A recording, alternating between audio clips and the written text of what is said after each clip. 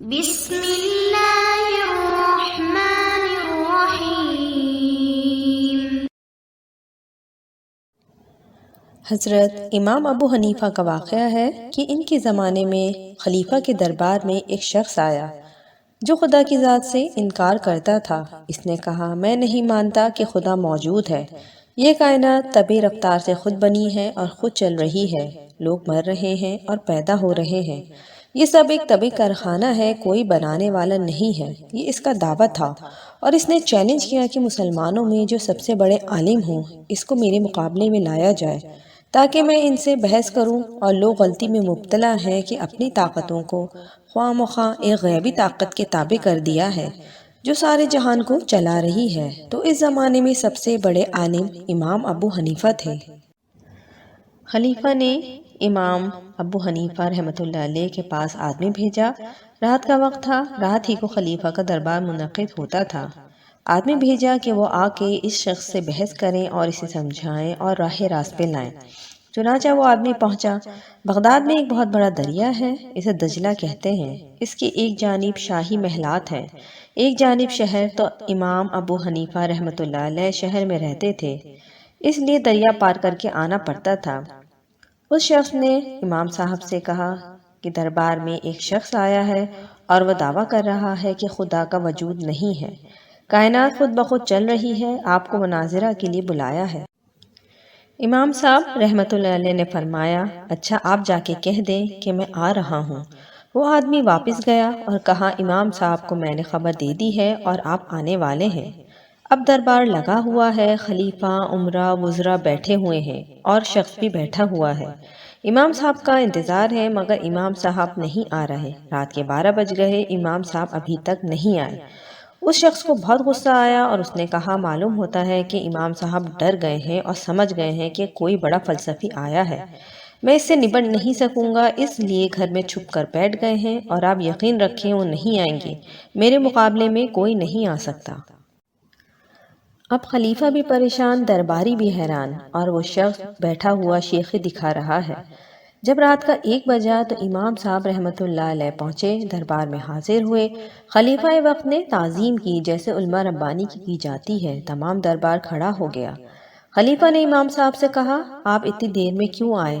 آدمی رات کے 8 بجے بھیجا گیا تھا، اب رات کا 1 بجا ہے، آخر اتنی تاخیر کی کیا وجہ پیش آئی؟ شاہی حکم تھا، اس کی تعمیل جلدی ہونی چاہیے تھی، نہ یہ کہ اس میں اتنی دیر لگائی جائے۔ امام صاحب نے فرمایا کہ ایک عجیب و غریب حادثہ پیش آ گیا جس کی وجہ سے مجھے دیر لگی، اور عمر بھر میں نے ایسا واقعہ کبھی نہیں دیکھا تھا۔ میں حیران ہوں کہ کیا قصہ پیش آ گیا۔ انہوں نے یہ بات اس طرح بیان کی کہ سارا دربار حیران ہو گیا کہ کیا حادثہ پیش آ گیا ہے۔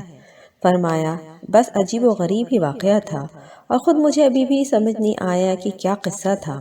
جب سارے دربار کو خوب شوق دلایا اور سب سرتا پا شوق بن گئے، حتیٰ کہ خود امیر المومنین نے کہا کہ فرمائیے کہ کیا قصہ پیش آیا۔ امام صاحب نے فرمایا، قصہ یہ پیش آیا، جب میں شاہی محل میں آنے کے لیے چلا ہوں تو دریا بیچ میں تھا۔ دریا کے کنارے جو میں پہنچا تو اندھیری رات تھی، نہ کوئی ملاح تھا نہ کشتی تھی، آنے کا کوئی راستہ نہ تھا۔ میں حیران تھا کہ دریا کو کس طرح پار کروں۔ میں اسی پریشانی میں کھڑا تھا کہ میں نے یہ حادثہ دیکھا کہ دریا کے اندر سے خود بخود لکڑی کے نہایت عمدہ بنے بنائے تختے نکلنے شروع ہوئے اور ایک کے بعد ایک نکلتے چلے آ رہے ہیں۔ میں حیران دہ ہوا اور دیکھ رہا تھا اور یہ کہہ رہا تھا، یا اللہ، دریا میں سے موتی نکل سکتا ہے، مچھلی نکل سکتی ہے، مگر یہ بنے بنائے تختے کہاں سے آئے؟ ابھی میں اسی حیرت میں تھا کہ اس سے زیادہ عجیب واقعہ پیش آیا کہ تختے خود بخود جڑنا شروع ہوئے، جڑتے جڑتے کشتی کی صورت ہو گئی۔ میں نے کہا، یا اللہ، یہ کس طرح سے کشتی بن گئی؟ آخر انہیں کون جوڑ رہا ہے؟ اوپر نیچے خود بخود تختے لگتے چلے جا رہے ہیں۔ ابھی میں اسی حیرت میں تھا کہ دریا کے اندر سے لوہے کی کیلیں نکلنا شروع ہو گئیں اور خود بخود اس کے اندر ٹھکنے لگی اور جڑ جڑا کے بہترین قسم کی کشتی بن گئی۔ میں حیران تھا کہ یہ کیا ماجرا ہے۔ یہ تختے جو جڑے ہوئے تھے، ان کی درجوں سے پانی اندر گھس رہا تھا کہ دریا کے اندر سے خود بخود ایک روغن نکلنا شروع ہوا اور ان درجوں میں وہ بھرنا شروع ہوا جس سے پانی اندر گھسنا بند ہو گیا۔ ابھی میں اسی حیرت میں تھا کہ وہ کشتی خود بخود میری طرف بڑھنا شروع ہوئی اور کنارے پہ آ کر ایسے جھک گئی گویا مجھے سوار کرانا چاہتی ہے۔ میں بھی بیٹھ گیا۔ وہ خود بخود چلی اور مجھے لے کر روانہ ہو گئی۔ دریا کی دھار پہ پہنچی، پانی ادھر کو جا رہا تھا، کشتی خود بخود ادھر کو جا رہی تھی، کیوں نہ شاہی محلات ادھر کو تھے۔ میں حیران تھا کہ یا اللہ، آخر پانی کے بہاؤ کے خلاف کون اسے لے جا رہا ہے؟ یہاں تک کہ شاہی محل کے قریب کنارے پہ پہنچ کر وہ آخر جھک کر پھر کنارے پہ کھڑی ہو گئی کہ میں اتر جاؤں، تو میں بھی اتر گیا۔ پھر میرے دیکھتے ہی دیکھتے وہ کشتی اب بھی غائب ہو گئی۔ گھنٹہ بھر اس کنارے اور گھنٹہ بھر اس کنارے سوچتا رہا کہ یہ کیا قصہ ہے۔ یہ وہ ثانیہ ہے جس کی وجہ سے مجھے آنے میں گھنٹوں لگ گئے۔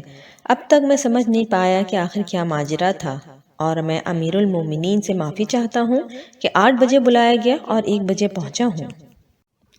وہ شخص امام صاحب کی ساری باتیں سن رہا تھا۔ اس نے کہا، امام صاحب، میں نے تو یہ سنا تھا کہ آپ بڑے عالم ہیں، بڑے دانشمند آدمی ہیں، مگر بچوں کی سی باتیں کر رہے ہیں۔ بھلا یہ ممکن ہے کہ پانی میں سے خود بخود تختے نکل آئیں، خود ہی جڑنے لگے، خود ہی کیلیں ٹھک جائیں، خود ہی روغن لگ جائے، خود آ کے کشتی اپنے آپ کو چھکا دے، آپ اس پر بیٹھ جائیں اور خود ہی لے کر چل دے، خود ہی وہ کنارے پہ پہنچا دے؟ یہ کوئی عقل میں آنے والی بات ہے؟ میں نے سمجھا تھا کہ آپ بڑے دانشمند اور عالم ہیں، امام آپ کا لقب ہے، اور باتیں کر رہے ہیں آپ نادانوں اور بچوں جیسی۔ یہ کیسے ممکن ہے کہ کوئی کشتی بنانے والا نہیں، خود بخود بن گئی، کوئی کیلیں ٹھوکنے والا نہیں، خود بخود ٹھک گئی، کوئی روغن بھرنے والا نہیں، خود ہی بھر گیا، کوئی چلانے والا ملاح نہیں، خود ہی چل پڑی، کوئی سمجھانے والا نہیں، خود ہی سمجھ گئی کہ مجھے شاہی محل کے اوپر جانا ہے۔ یہ عقل میں آنے والی بات ہے کیا؟ امام صاحب رحمۃ اللہ علیہ نے فرمایا، اچھا یہ بات نادانی اور بے وقوفی کی ہے؟ اس نے کہا، جی ہاں۔ فرمایا، ایک کشتی بغیر بنانے والے کے بن نہ سکے، بغیر چلانے والے کے چل نہ سکے، بغیر کیلیں ٹھوکنے والے کے اس کی کیلیں ٹھک نہ سکے، اور یہ اتنا بڑا جہان جس کی چھت آسمان ہے، جس کا فرش زمین ہے، جس کی فضا میں لاکھوں جانور ہیں، یہ خود بخود بن گیا، خود ہی چل رہا ہے، سورج بھی چاند بھی خود ہی چل رہے ہیں۔ یہ کوئی عقل میں آنے والی بات ہے؟ ایک معمولی کشتی جسے انسان بنا سکتا ہے، یہ تو بغیر بنانے والے کے نہ بنے، اور اتنا بڑا جہان انسان کے بس میں نہیں، وہ خود بخود بن جائے، تو عقل میری بچوں والی ہے یا تمہاری عقل بچوں جیسی ہے؟ میں نادان ہوں یا تم نادان ہو؟ مناظرہ ختم ہو گیا اور بحث ختم ہو گئی، اور وہ شخص اپنا سامو لے کے واپس ہو گیا۔ اب کیا بحث کرے؟ جو اس کی بنیاد تھی وہ ساری کی ساری ختم ہو گئی۔